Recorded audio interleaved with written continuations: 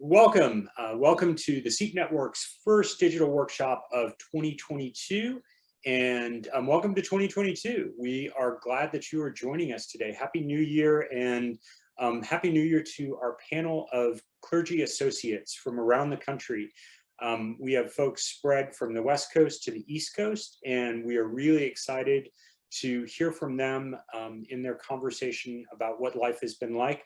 And we are pleased to have Nathan Kirkpatrick of Cezanne Consulting, who will be moderating this conversation with us. We have our annual conference coming up February 23rd through 26th in Atlanta, Georgia. We will be in person with COVID protocols in place to hopefully keep everyone as safe and healthy as possible. We look forward to seeing you there. And without further ado, I'm going to turn it over to Nathan and thank our panel for being with us. Thanks, Joe, and Happy New Year to you. It is good to be with all of you who had logged in live, and for those who are watching the recording of this conversation about the ministry of an associate in the Episcopal Church. We have 4 panelists with us today, and in just a moment, I'll invite them to introduce themselves. But to say at the outset the thing we know, which is that the ministry of an associate in the Episcopal Church is incredibly diverse. There are wide-ranging portfolios and responsibilities, and so we're eager to hear from each of them about how they inhabit this role and serve God in the church faithfully within it. Let's begin in Chicago with Peggy Lo, who's an associate at St. Chrysostom's. Peggy, tell us a little bit about your congregation and your role there. What's important for us to know? Sure. So my congregation is in the middle of Chicago, basically downtown. It's one of, there are several churches sort of downtown in this area. And we are lucky to be in the Gold Coast neighborhood and have sort of surrounded by apartment buildings. So I think about it as having great like sort of walk-by traffic. And so that's been an interesting part of pandemic ministry of sort of, the building is closed, but lots of people are walking about, and how do we invite them into our ministries during this time? And one of the opportunities we've had, so among my portfolio is outreach, and so one of the things that we've done during the pandemic is to start a lunch ministry. So working with another organization in Chicago to sort of collect sack lunches and then to deliver them to other community centers and churches that would distribute them. And that's been a really great way of getting folks to church in a safe way in a year when we had to close the doors for worship for most of it, but also to invite the neighborhood by putting up signs out there to invite the neighborhoods and participating in our ministry. And people have stopped and encountered the church in a way that they haven't been before. And so that's been one of the opportunities we've had during COVID. Thanks, Peggy. Also in Chicago for today, Maurice Dyer, who's serving a congregation in Pennsylvania normally, but you're there in Chicago for today. Tell us a little bit about your congregation back home and your work there. Thank you. It's good to be with you all today. I do live in Pennsylvania, and I serve a church called St. David's. It's in the suburbs of Philadelphia. And a big church, about 3,500 people. And I tend to all of the outreach and the communication stuff. And I think that it's been an amazing time to do ministry, immensely creative and just, I think these days I don't take anything for granted. It feels as though every win that we get, we've got to fight for it. You know what I mean? So thanks for having me. Well, it's our pleasure. Let's stop in Portland, Oregon. Shana McCauley, who's serving at Trinity Cathedral. Hi, I am the canon for cathedral life at Trinity Cathedral, which is essentially a downtown parish. We're a good size, although what size are we in pandemic? It's a weird time.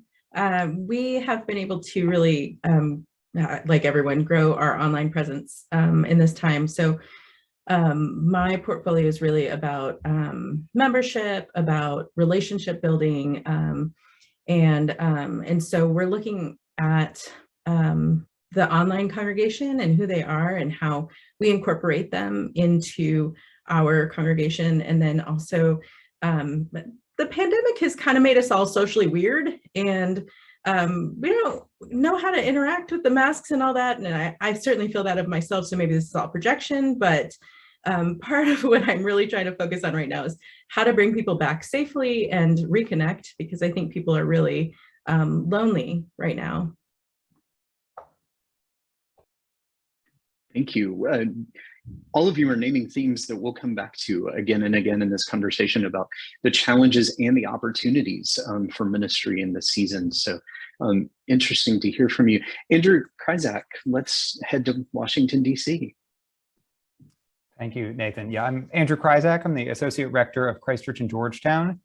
And I sort of my portfolio is, so I'm one half of a two-person clergy staff with a part-time, but no less well-loved for it, assistant priest. But my part of the story is young adults, mission and outreach, adult ed, and sort of newcomers in parish life. And but my boss and I end up being, utility players because it's us.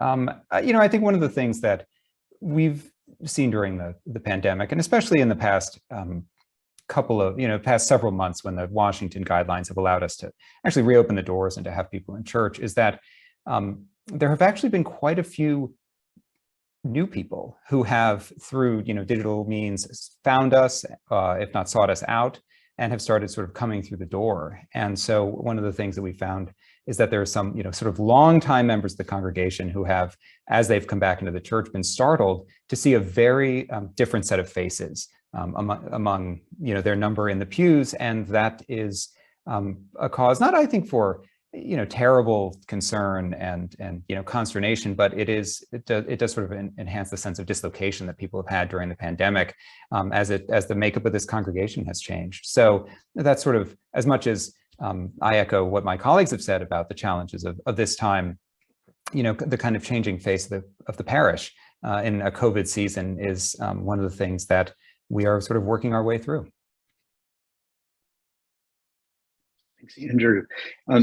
Great to be with all of you. Just as a reminder, as Joe said at the beginning of the webinar, you are invited, if you're watching this webinar, to join the conversation. You can do that through the chat box.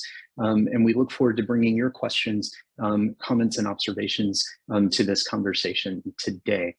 I'm curious, hearing each of you talk about the challenges and opportunities of church in this time. I'm curious how your own sense of calling has changed in the last 2 years. Has it changed, or has it been confirmed in some way? And I'll just invite whichever one of you wants to start on that question to jump in. I'll jump in. I think that over the last going on 50 years of COVID, I spend a lot of time reflecting on the Exodus and wandering in the wilderness.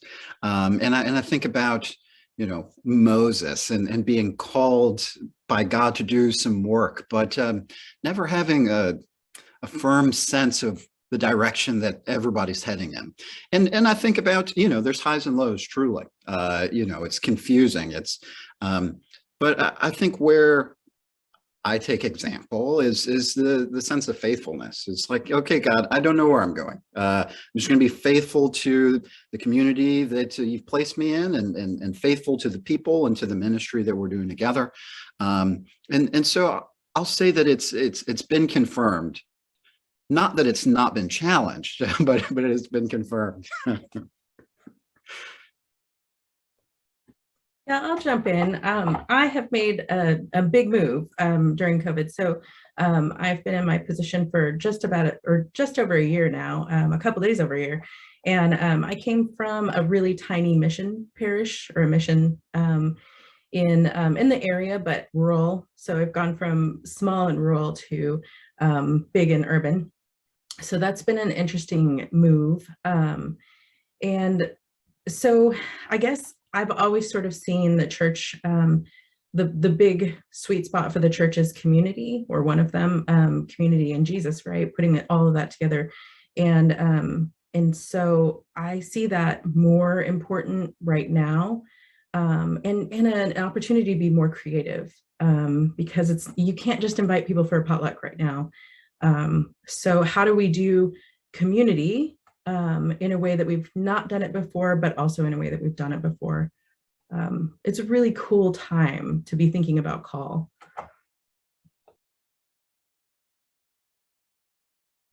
Yeah, my experience, I think, echoes some of that. I mean, I think one of the things that COVID has inadvertently sort of done for us, it's like, I hope this doesn't, overly resonate with people who live in earthquake territory, but, it's like we've had an earthquake and all the stuff has fallen off the wall. And I think that there is an impulse to like put all the stuff back on the wall just the way it was, even if some of it was broken or ugly and wasn't working for us. And I think that one of the real opportunities is to kind of, in this moment where we've, been through no effort or fault of our own, been kind of forced into a crisis, to really take stock of what is really working and needs to be kind of creatively adapted for the, realities that, we find ourselves in, and what stuff is, it needs to go into a drawer for a while to see whether it's been, whether it's going to come to be needed in the future. And I think that, I really feel a renewed kind of sense of wanting to explore those questions of what goes in the drawer and what doesn't, and what can go back on the wall, and what can be sort of redeployed to good purpose. Yeah, I echo what Andrew is saying and feeling in terms of like it's been a chance to ask the questions. Kind of sometimes like sitting at seminary, after morning prayer, during coffee hour or after dinners, like you ask these big questions about what church is meant to be and what church was and what church is becoming. And this has accelerated that kind of conversation. And for myself, I think I've always thought about being a priest as A, being a community organizer, and B, as connecting people with God, with connecting the people in church with God, with one another, and with the neighborhood around them. And so this sort of, for me, affirmed that call of me asking those questions and asking those questions with my congregation. And it's just, the questions haven't changed. It's just, okay, the asking and the answering looks really different now, given COVID. And I think for me, it's been a great, it's sort of reaffirmed that call, right? This is what ministry is about. This is what church is about. And that church isn't also, right, just for the survival of church shouldn't just be important for the people who come on Sundays, but also for the neighborhood, and the neighborhood as in terms of both, for me, defined as people in the apartment buildings right around us, but also in the greater Chicago area. So as you all are redefining community and you're thinking both about who's coming in person, but who's also joining you online, we have a very sort of technical question about requiring masks, requiring vaccination in your congregation. How are you trying to ensure safety as people gather together in church? It's a huge question, I know, but how are you thinking through that now? Yeah, I'll jump at it. Yeah, it's awkward, truly, and it's been difficult to navigate. We tried to land on the safe side, but safe, what does that mean if you've got people gathered together? So we asked people to wear masks. We've got our antibacterial, and we receive in just one kind, the elements, just the bread. And I think that's been working for us. We keep, the worship space well ventilated, and it's felt safe, and people also have felt safe enough to come back in ever increasing numbers. And so I think that, that's encouraging. So that's what we're up to. Yeah, we're working with diocesan guidelines, which in Chicago right now also means receiving in one kind and staying masked, whenever you're inside church. We have we were lucky that we were doing a capital campaign leading up into the pandemic without realizing it was leading up into the pandemic. We had new air filtration systems and got filters. And so, and cleaning and all those things. And also somebody asked in the chat how we are doing the lunch program safely. People will make sack lunches at home and then they drop them off here. So that's a way to help maintain people's safety, so they can help and feel like they can be helpful, but also, again, keep everybody involved safe. Yeah, we also have a sack lunch program that happens 6 days a week. And so that's really prepared on site for us, but it's distributed at the door. It used to be that we did a sit down lunch on Wednesdays. And so they still do a warm lunch, but it's a warm takeaway lunch, which is a bummer. It's a thing that we're hoping to bring back as soon as it's safe. And it feels like every time we get close to safe, we get farther away from safe. So we're diocesan guidelines as well. So we are communion in one kind. We just started requiring proof of vaccination, and everybody has to be masked. Although at coffee hour, we're asking people to be mindful of it, but not to try to drink their coffee through the mask because it's ineffective. So.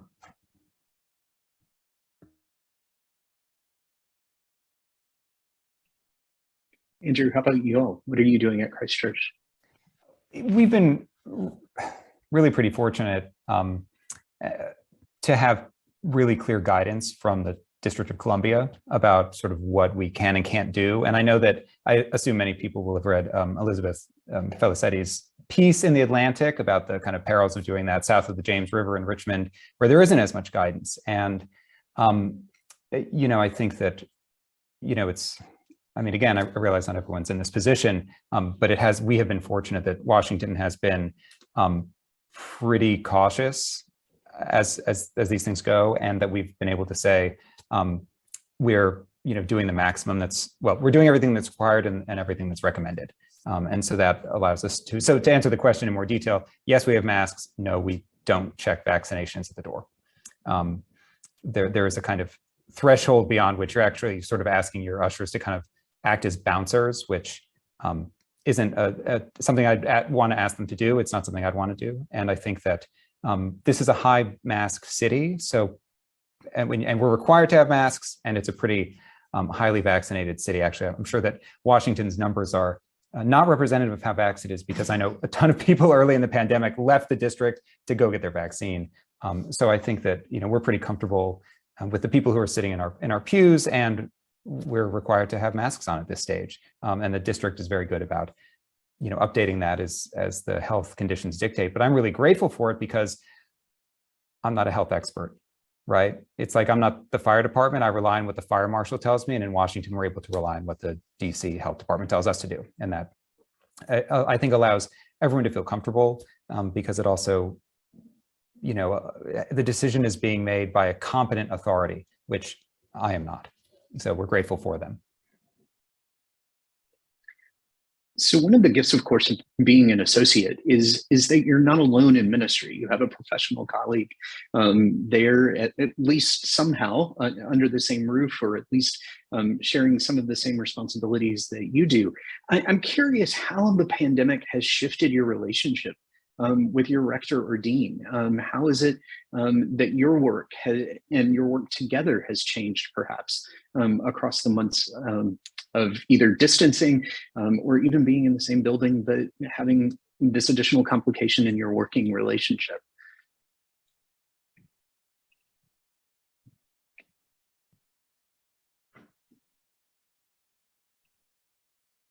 We're all wondering now whether our bosses are watching. Yeah, well, I'll jump in again. I think that, yeah, teamwork is absolutely wonderful. I think that it is a blessing to be able to depend on others and to lean on others, and not to kind of be walking the way by myself. I'll say that my boss is incredibly wise, and I think that wisdom can't be discounted in the midst of confusion.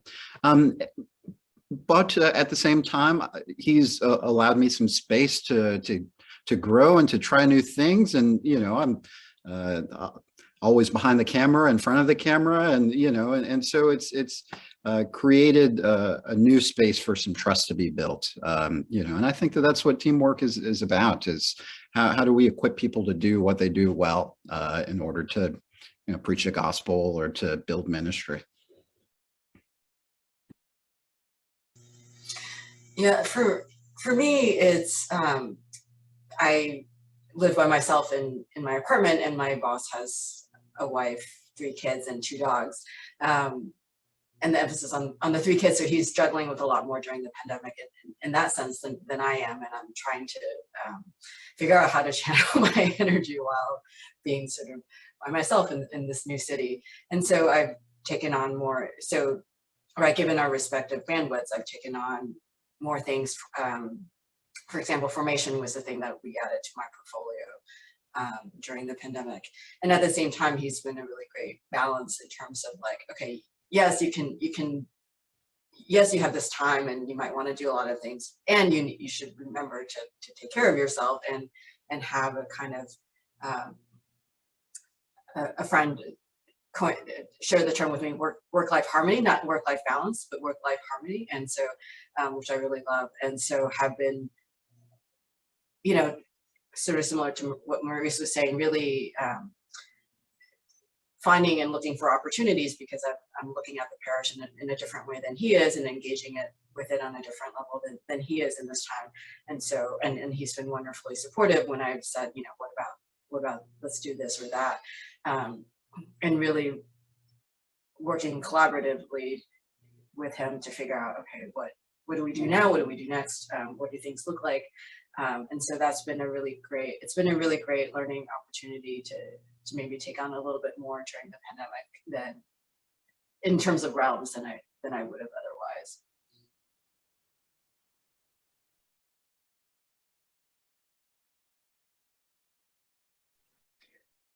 So I'm a big believer in no forced sharing. So we won't just wait for everybody to answer, but Andrew, you've unmuted yourself. So I did. I was just going to add that I think that, associates and their bosses are often in very kind of different, what's the metaphor I'm looking for? I guess the rectors are running a marathon and associates are often sprinting. Usually, most associates I know were hired by their rector, and there were associates that predated them in their role, and there will be associates that postdate them, right? And so, one of the things that is true is that it's, the rector takes a lot of heat, I think, because it's that person's, sure, the rector or the dean, in some cases, of course. And, that person is responsible ultimately for the kind of stewardship of the congregation and of the parish and its assets. And that person's responsible for fundraising and strategic direction. And that's the person with whom the buck stops. And I think that there are both, wonderful protections for associates in our role, because, the senior warden does not call me in the middle of the night. And when the alarm goes off in the church, my phone doesn't ring. Right. And so that's a great privilege in a lot of ways, and allows us a kind of freedom to, in some cases, be creative and have ideas, because the rector is sort of running, sort of playing this long game. And I think there are sometimes when, I've experienced this as an associate, and I know that, colleagues of mine have, where you got a great idea and it doesn't fit in to the kind of status quo, and you can feel like you're sort of banging your head against the wall. But that is part of I think the nature of the beast, which is that the associate is not the person who's sort of ultimately responsible. And while, plenty of associates might, just shake their fists and say, well, if it were my show, I would just, do X, Y, and Z. But the reality is that the rector often has the, relationships with the parish that indicate and, that inform the kind of choices that he or she is making. And so even if, associates, find that frustrating at times, that's one of the things that I've been trying to sort of pay attention to in those moments where I do find myself shaking my fist, that the kind of rectorial strategic decision-making is a real long game, in the way that often I know my own thinking sometimes isn't, because I don't have the longevity in the place. I'll just say I don't have a whole lot to add because I've only been at the cathedral in pandemic, but I was a vicar for 11 years before this. So for me, I'm super tickled to work with other people, and I definitely have partners in ministry, and that's super cool. So y'all are pointing to this dynamic in the relationship where this person is colleague, but also supervisor, also the person who's running the marathon and doing the long distance. Andrew, to play with your metaphor, I'm curious then about how you find mentors for yourself. If this person is your supervisor, and that's a complicated relationship to have a mentor who's also your boss. I'm wondering how you're finding mentors in the church and who's helping you think about vocation and vocational development.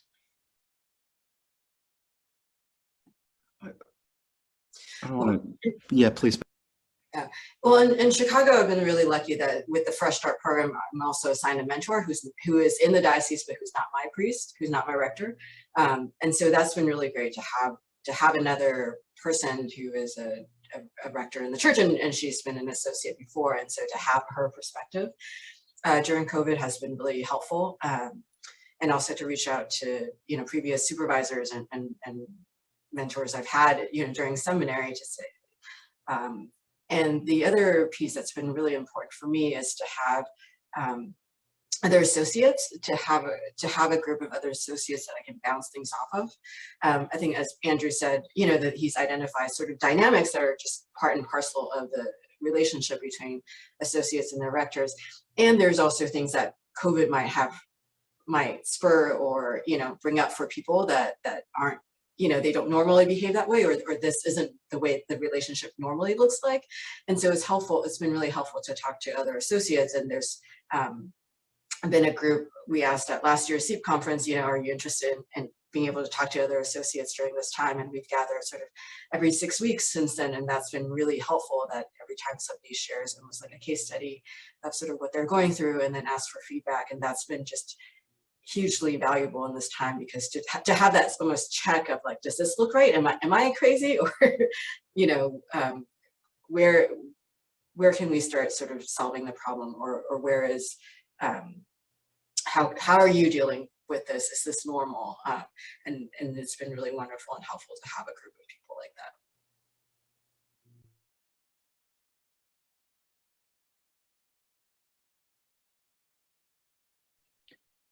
Maurice, did you want to offer your reflection? Yeah, sure. I'm trying to get the lingo of how we navigate the unmuting. Yeah, I think that, COVID has just been, so disorienting. So I've really had to rely on my networks, my communities, to tap into the mentorship.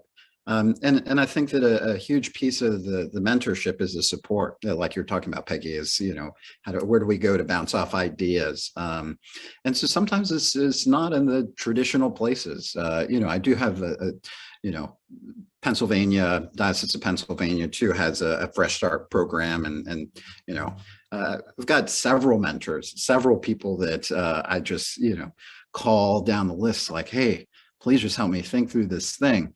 And I'll say that, it can be an awkward, maybe awkward's not the right word. I think my rector is a mentor, truly. We work well together, as a teacher. And, I think that, that's what I wanted out of this experience, my time with St. David's. And I think that I found it. But it is helpful to, dilute the pool, you know what I mean?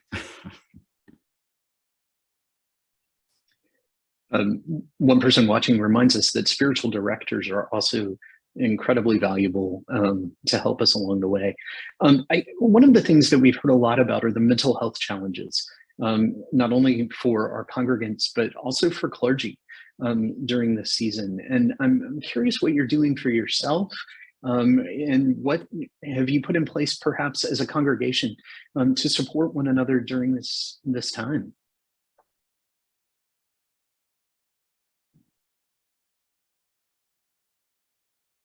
I wonder if everyone's quiet because clergy are classically terrible at this. Uh, I would say that this is a thing that I'm not great at.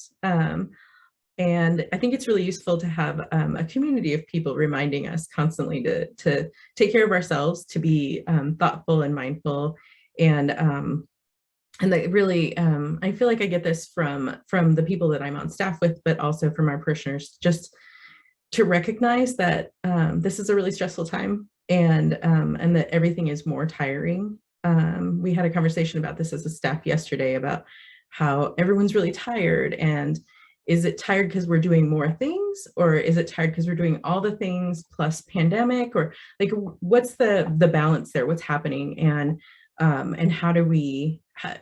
In some ways, it doesn't matter why people are more tired, right? It means that we just need to care for ourselves and each other better. But it does help to dial down a little bit on, what's happening and why is it happening and how do we work on that? But I don't have a good answer because I'm not great at it. One of the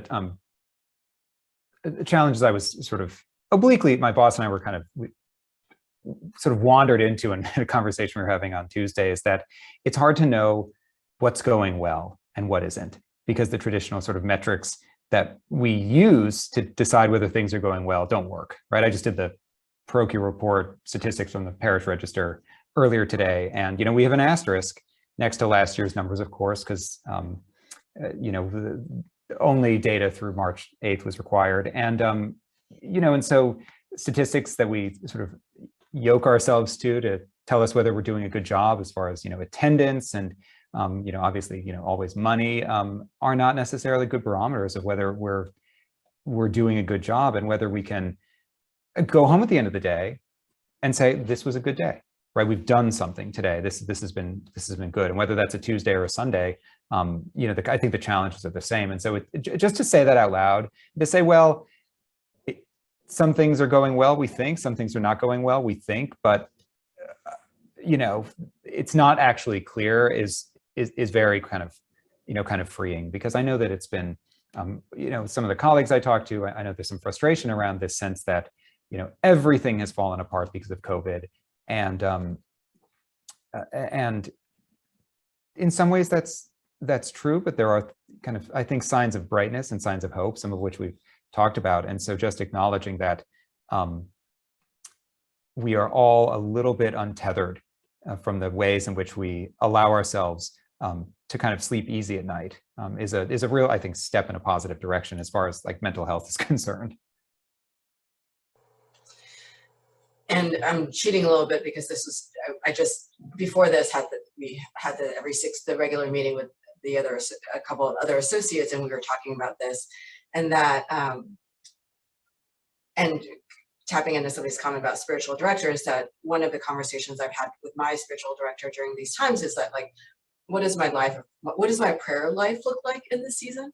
And even, I never quite fit into the morning prayer mode. I did it, but I don't know that it edified me the same way that it did some of my classmates. But yeah, to identify, like, what does prayer look like? What does being prayerful look like in this season? And I think that's a good question to ask anytime, and not just during pandemic times. But I think this might allow us to, just as we say, like, before COVID, people might have this framework of like, oh, being part of a church means showing up on Sunday and maybe doing X. And this has been a season wherein we invite people to, like, reimagine what does it mean to be a part of church and to participate in the life of Christ as part of the body of Christ.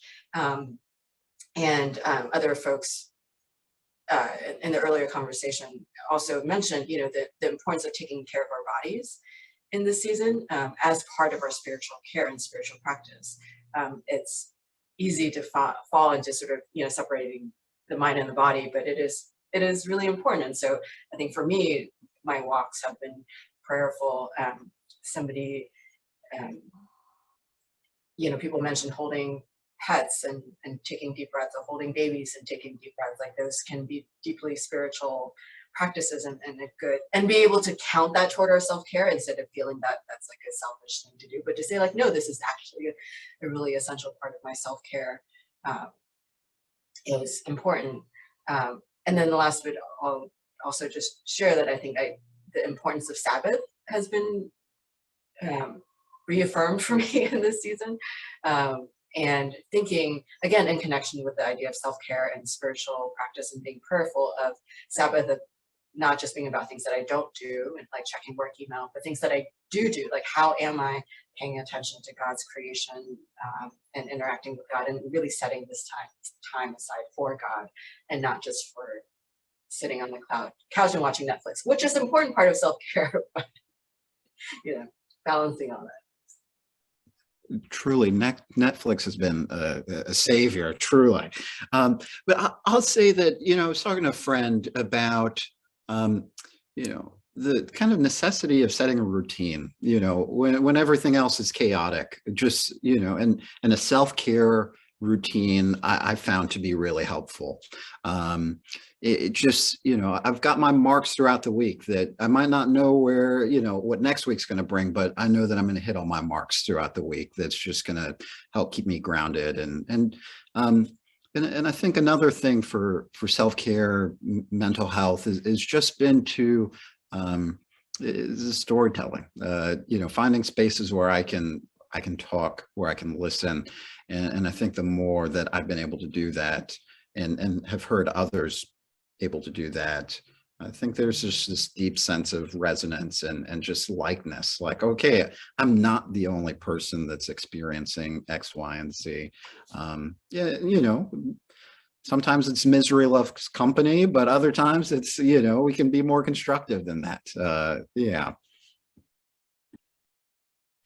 Well, a few people have volunteered their own practices in the chat for self-care during the season. So always grateful to see other suggestions, including Lectio Divina, eating well, exercise, some of the things y'all have named for us.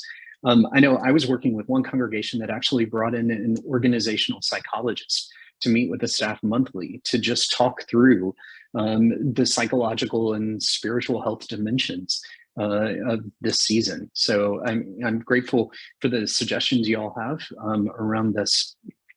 We also have a question in the chat box about change and thinking about the future church. Andrew, at the beginning, you mentioned some things coming off the wall and some things you don't want to put back on the wall. But in our pews, we have a number of people who want things back on the wall. And so I'm curious about how you all are navigating this sort of change to the future church and how you're handling perhaps some pushback and conflict within your congregations. If you'd rather, you can speak about a hypothetical congregation. Nod, nod, wink, wink. But how are you handling change and conflict in this season? Well, since I brought it up, I guess I'll stick my head in this. I think one of the things that has surprised me in the past several months since we've really sort of reopened in earnest after COVID is how often this question comes up from older members of the congregation who actually sort of tend to take advantage of opportunities, in terms of church programming that their younger fellow parishioners do not. So to there's a certain number of older members of this parish to whom the church looks like its average age is 75. When actually Washington is a very young city and Christ Church is a relatively young parish, not only in terms of the Episcopal Church, but actually in terms of the Diocese of Washington.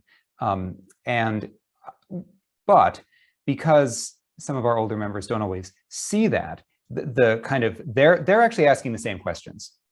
They're concerned about it. And I think there's a real opportunity there, especially in this post-COVID moment, or maybe because of this post-COVID moment, to have a conversation about it. One of the concerns is always that your largest donor, right, hypothetically, right, your largest donor loves a program that is not only, that's deeply meaningful to that person, but is not only not lighting other people up, but in some ways is counterproductive, usually in the sense of occupying valuable real estate on a Sunday morning. And I think that what I've seen here is that, many of our older members are actually asking the question, particularly, and this is, unfortunate, but particularly given their experience in their own families, where they will have, children in their 20s and 30s who were raised in the church, whom they brought faithfully every Sunday to Sunday school, and who might have served as acolytes or whatever, many of whom went, given our context here, to some church-related high schools up the hill, and who now have no relationship to the Episcopal Church or any church other than Christmas and Easter. And so they're coming into this out of a sense of grief, but also out of a sense of alarm. And I think that there's a real kind of, unprecedented, at least within the past, decade and a half, kind of opportunity there to have questions from those people, to hear them, to have a conversation about them with a larger group within the parish, and actually to invite those people to be generous, who do control resources, and invite them to put their resources to use where they'll be, productive in a kind of, missionary sort of way, even within the parish itself. I think that it's a balancing act. When everything is changing, I think that there comes some comfort from things staying the same. And so as we're, like Andrew was saying, putting stuff back on the wall, I think that people do expect and need a certain level of things back on the wall, just to feel comfortable, because they're coming to church to hear the gospel, and they're coming to church because this is the place that they know they can come to and find wholeness and healing. But change is a reality. And I think that, in the midst of it all, I try and encourage people and do myself to constantly be listening to God and what's God trying to reveal in the midst of all of this change. Some stuff is good stuff that's coming down the pike. You know what I mean? Keep what you can, and what's coming, we've got to figure out a way to dance with it and blend it together. I joke and say that, when I started the pandemic, I was one age, and we're not over with the pandemic. But by the time I leave, it's going to be a completely different world. I'm going to be a completely different person. And so that's a reality too for us all. And so we've got to find a way to keep with the comfort and comfortable, and continue to press in the name of God, in the name of Christ, I think just really to follow Andrew and Maurice, that the pandemic has because everything came so quickly to a halt, it made us really limber in a sense. I think initially it was, oh, thank God we could do church somehow. And so as we've started putting stuff back, as we've started being in the church buildings again, that it's given us some opportunity to really think through what are the really, really important pieces and what are the things that are less, the way that Andrew said, as far as putting stuff back on the wall. I think that's a conversation that we're able to have right now in a way that maybe in other times would have been harder. I think the other big question I have when people really put on the brakes for something or really upset about things is, are you really upset because you really loved that ugly painting? Or are you really upset because you're just grieving and you're heartbroken over all the things right now? And you're heartbroken because the person that you used to sit next to in the pew has decided they're only going to worship with us on Facebook Live, right? So what's the real grief here? Is it really that one painting, or is it something else? And how can we talk about that and embrace each other, because we're all really grieving. It's a really strange time in the world. So I think it's a real opportunity to be flexible in a way that we didn't imagine and didn't necessarily want, but also a moment to be talking in a way that I don't think we're all that great at, about grief and about trauma and about processing and all of those things. Yeah, I echo that. Is the thing that we're grieving about, or is the thing you're upset about really the thing that you're upset about? I think that's always a good question to ask. Or there was one tradition around Palm. So, for example, there was one tradition around Palm Sunday here that somebody really wanted to keep in terms of making palm crosses the day before. And she used to, so then asking the question, why is it so important to that person or that family? And are there elements of that we can keep while sort of transforming it to sort of fit these new times and to invite other people in to have a similar experience? To have a hands-on experience to learn from them, and so again, right, what are we trying to honor? What is the tradition or the key emotion, right, as Shana was saying there, that we're trying to honor, and sort of related to that, asking, what are the essentials, right? So I mean, one of the things I've gone back to, surprisingly, from like Anglican 1 is the notion of what are the essentials of salvation, and what is adiaphora, what is not essential, or what can be different, and so asking those questions about every time I'm doing something, or trying to figure out whether or not to keep something the same, or if it's and sometimes it's the more faithful thing is for the thing to change than for it to keep it in some old mode. And so how do we talk about it? How do we think about it? How do we have a framework around it? I think has been helpful for me in terms of thinking about change and what change looks like.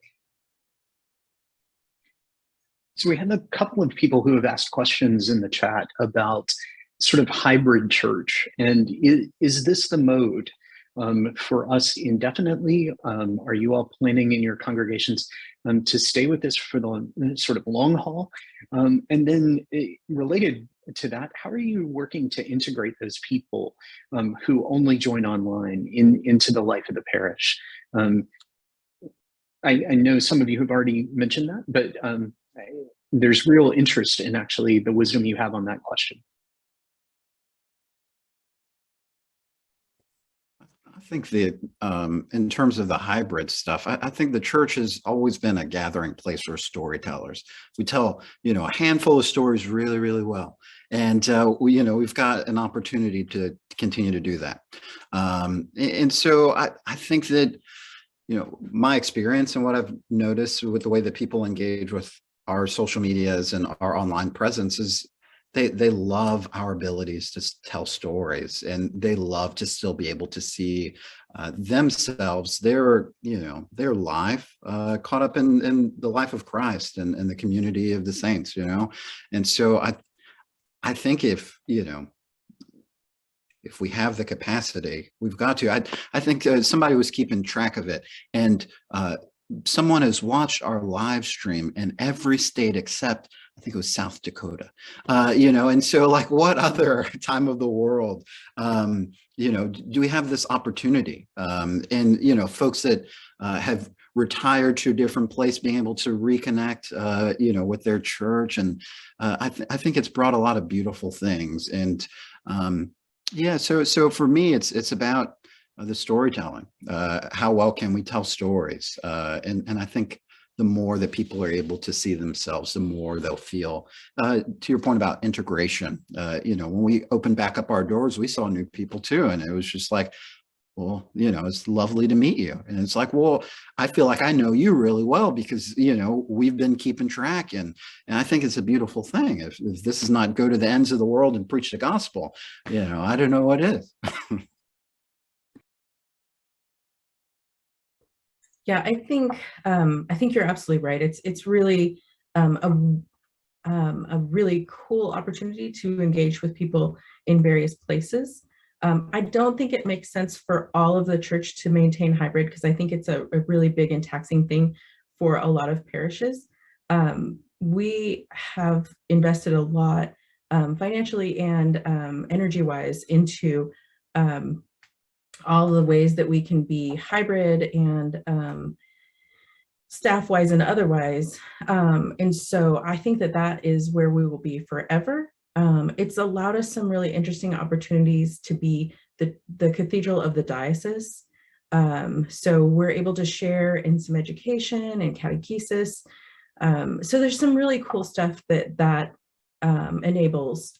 Most of our stuff is, at least our worship is all live streamed, but we are able to do a lot of classes, most of our classes, hybrid.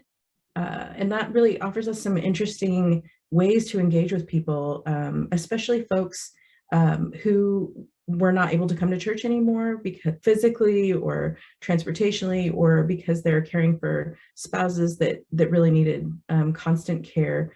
And to re-engage those folks is really exciting. And we're still trying to work out how do we figure out who the people are who want to be who want to be found, because there are people, you know, that stop by that they really like the anonymity of being able to stop by and watch without us knowing. But there are people who comment always, or who financially contribute. There are people who want to be known in some way. And so how do we include those folks, and how do we connect them with other people who are worshiping the same way they are, or participating in classes the way that they are, and probably will never end up at Trinity? Yeah, I think it'd be really interesting for everybody to define hybrid and what hybrid looks like and means in their context. I think for my church, it means that, you know, we've installed the new cameras and a whole new system so that we can stream stream our services live forever, basically, until we can all be like little 3D people in people's living rooms. But yeah, so for us right now, hybrid looks like you can join in on our Sunday morning service, and this is great for folks who are snowbirds and, you know, who are seasonal folks. I wonder what this happens to their relationship with their church that they usually end up going to when they're there. So I think that's also a really large and interesting question of what does membership look like, and what does being part of a church community look like. And there's also, we haven't done hybrid in terms of classes, but we've done things online, just, you know, having them on Zoom. And I think that's been really great in terms of, again, people who might not have been able, right now for safety, you know, don't want to be here in person, but they can join the class on Zoom. Or again, they might not be able to commute and travel, but they can participate on Zoom. And so this really opens up, right, the chance for people to participate. And thinking about that too in terms of like class and formation of, and you know, and how can we be more creative with that. But I think there are, again, different ways of being hybrid that will be really interesting to explore as you know, this goes on.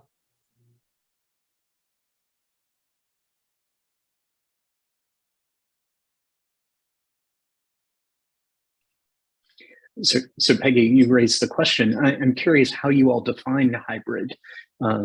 We've heard a little bit about sort of Facebook Live, but also are there other ways that you are doing hybrid worship at the moment?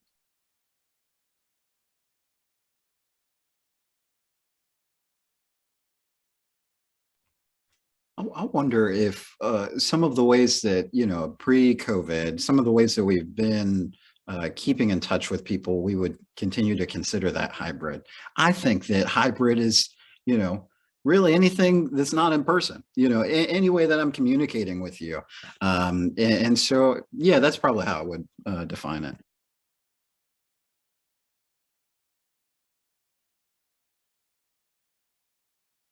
Sorry, I did appreciate the mention of the metaverse, or the alluding to the metaverse, because I'm really interested to see what will become of this all. You know, because I think if we're really serious about this, the church will invest in some digital property. It's kind of goofy, but my kids during this time have gotten a VR thing, and there is a VR Cirque du Soleil thing. And so for a half a minute, we kicked around like, what would it be like if we could do some kind of VR experience of church, where you get to look around and you get to see all the things. It was about half a minute that we kicked it around, but it's an interesting idea. Well, I know that there are some scholars of religion writing about this, about how actually we incorporate technology. Heidi Campbell at Texas is doing a lot of work on digital religion and how the pandemic has shifted our imagination for what embodiment means. So we'll have to mention VR to her and see where her thinking goes in the metaverse, see where she goes with that. I know Joe would want me to mention that the annual gathering of the SEEP Network is coming up February 23 to 26 in Atlanta. Hopefully you have already registered for that gathering. I'm curious, there's an associates gathering as part of that every year. What do you all hope for from that time? Maurice, you mentioned storytelling among colleagues, definitely, but what else do you look forward to in Atlanta this year?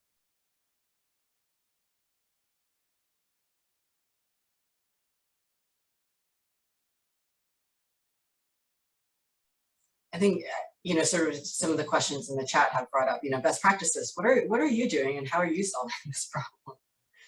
Is this a problem?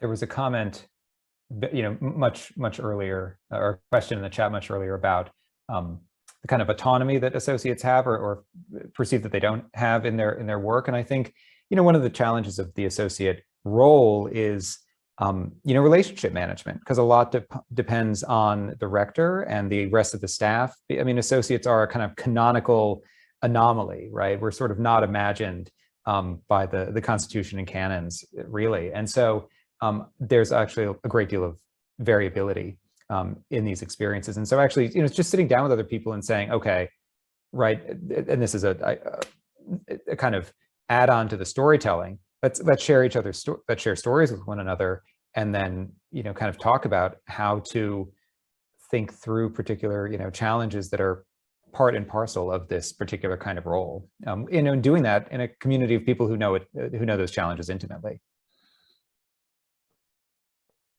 Yeah, to tack onto that, I'm really interested in making those connections, in particularly with other folks who are serving in a similar context. There aren't a lot of places that have associates, and so it will be interesting just to see. I've not been in person to a SEEP conference, so I'm excited to be in the same room with folks and just to connect over how do you do ministry? How do you do ministry right now? What are some best practices? What are some things that we could incorporate?